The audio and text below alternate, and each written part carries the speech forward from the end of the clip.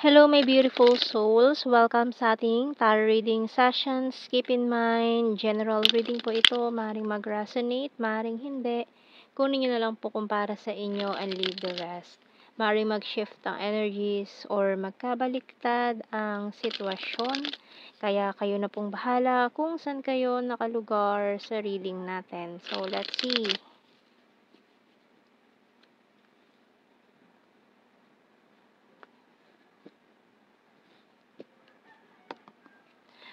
So, we have here the Sun, the happiest card. Oh, Leo energy. And we also have here the Queen of Cups. Oh, Five of Cups and the Fool. Nako, may mga nagsisisi na naman dito sa mga feeling nila maling desisyon na ginawa. Ayan, crying over this na mga decision in life na feeling nila mali or wrong move ang ginawa nila na nag-cause na naman ng Tower card. Ayan, Tower moment, no? So, yung mga nanghihinayang wrong move. Nako, kaya ayan, sira, guho, na nasayang, napunta sa wala. Queen of Swords, Temperance, and the Six of Swords.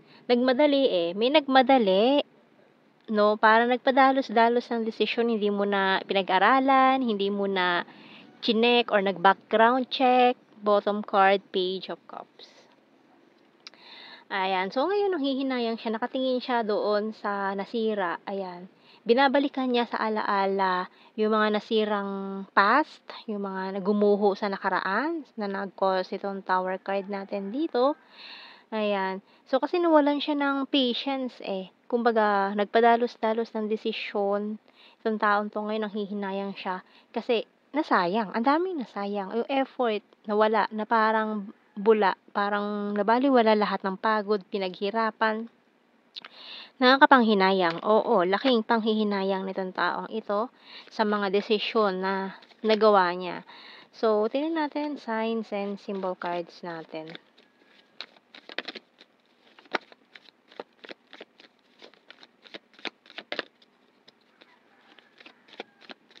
Kumbaga, nawala yung happiness niya eh. Yung greatest, niya, parang greatest love siguro ito, na pinagsisihan niya. Greatest happiness. Yung taong nagbigay sa kanya ng happiness ay nawala sa kanya, nabitawan niya dahil sa maling desisyon na nagawa niya sa buhay. So, we have here candle and light bulb and clover.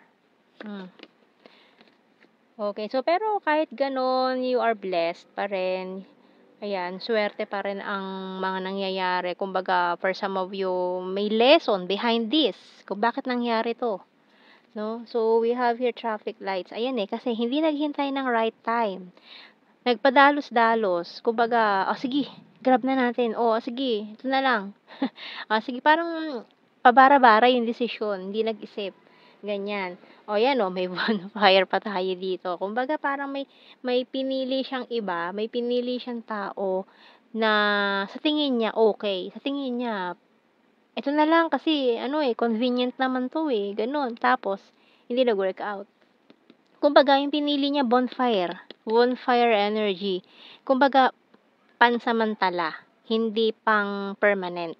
Kasi ang bonfire is kumbaga temporary relief kapag malamig ang panahon, maaano mo kasi convenient, anyan, pwedeng sindihan mo lang pero saglit lang siya, hindi siya temporary, kumbaga hindi siya tahanan na mauuwian mo na komportable, hindi ka lalamigin at hindi temporary relief. So yung pinili niya is temporary relief, kumbaga nagkasugat siya, tinaparan lang niya ng band-aid. Gano'n yung ginawa niya do'n sa desisyon niya na 'yon.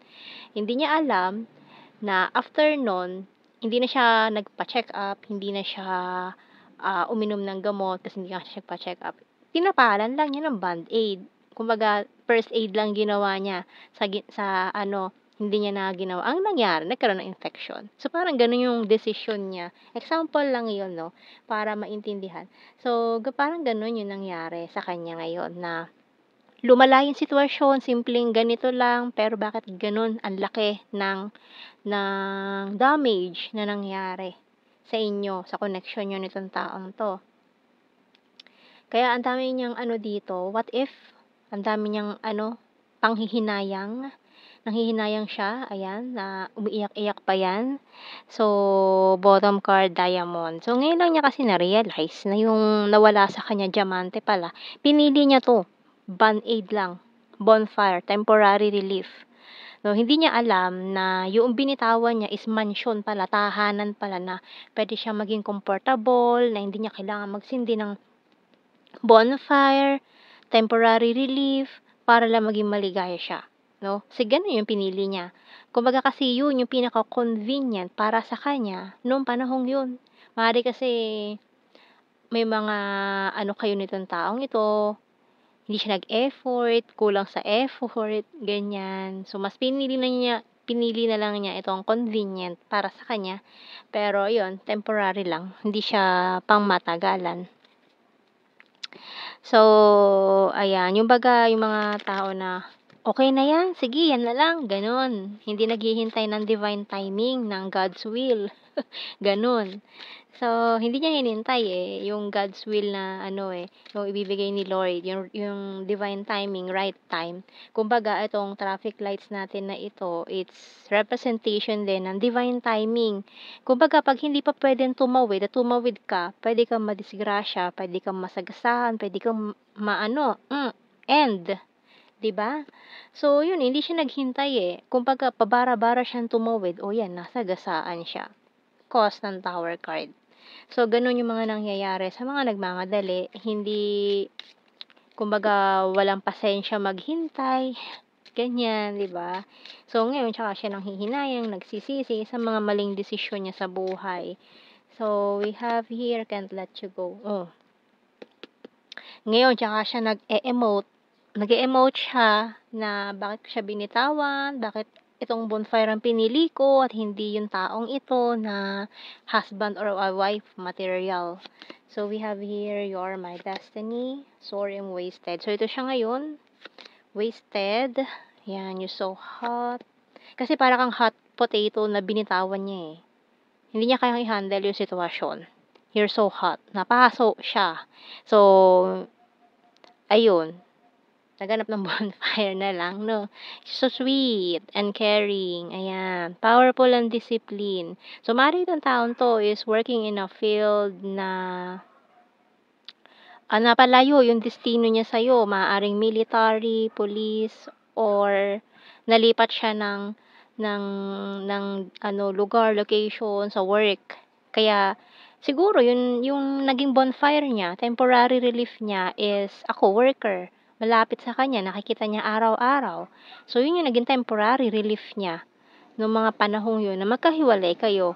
Kaya ayun, eh, hindi niya akalain na gano'n daw pala mangyayari, 'di ba? 'Di nanghihinayang siya ngayon, "I have multiple opportunities, I want to grow old with you, and you're my strength." Ayan, so kuha tayo ng more ano natin dito, more messages.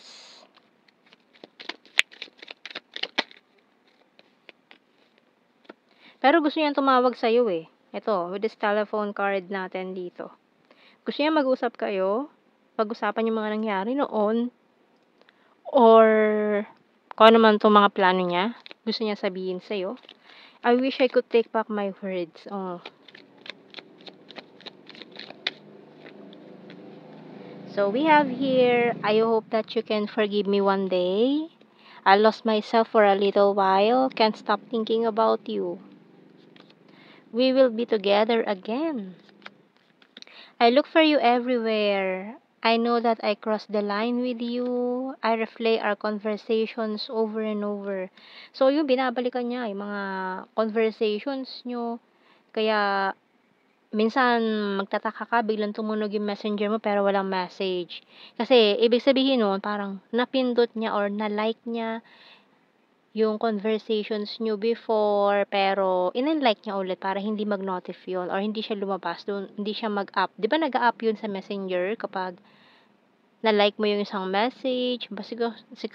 Kasi during tong ginagawa niya, kapag nagre-replay siya ng mga conversations niyo, ayan, accidentally na-like niya yung isang message, syempre aakyat yun, pupunta yun sa taas. Ang lalabas doon is reacted to your message, 'di ba?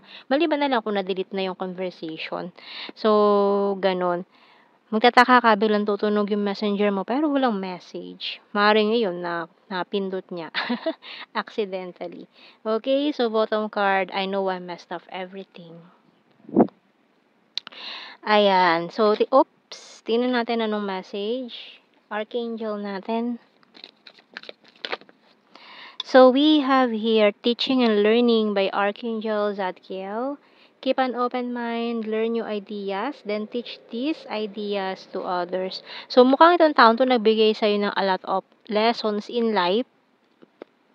No, maring siya din, marami siyang natutunan dito sa mga pagkakamali niya ito or itong mga nangyaring ito ay malaki ang natutunan niya. So, kuha tayo ng mga initials.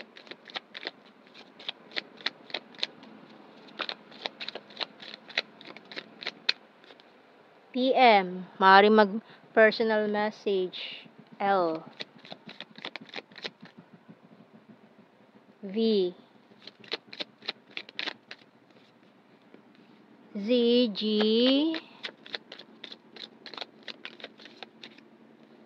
KB. May isa pang nag-flip. Letter Y. And S, bottom card. So, kuha tayo ng blue card natin. We have here the runner card, attraction, and prophecy. Ayan. So, kung naman yung mga mangyayari pa rin. Ayan. Kahit iwasan nyo yan, wala pa rin mangyayari. mangyayari pa rin yan. Okay, so, tingnan natin. General signs, send messages. December, National Capital Region, June. By end of the month ng June, ayan, sarcastic. Earth sign, Taurus, Virgo, Capricorn, Mountain, Birthmark, Cancer sign, Aquarius, Sweet, Aries, Rainy season, April, Luzon, Water sign, Cancer, Scorpio, Pisces, Perfect smile, Overthinker, Lake, Skin tag, Cup, another water sign, Cancer, Scorpio, Pisces, and Divine Feminine. So, yan ang ating reading, my beautiful souls. Thank you for watching. Take care and God bless. See you in our next reading, guys. Bye-bye.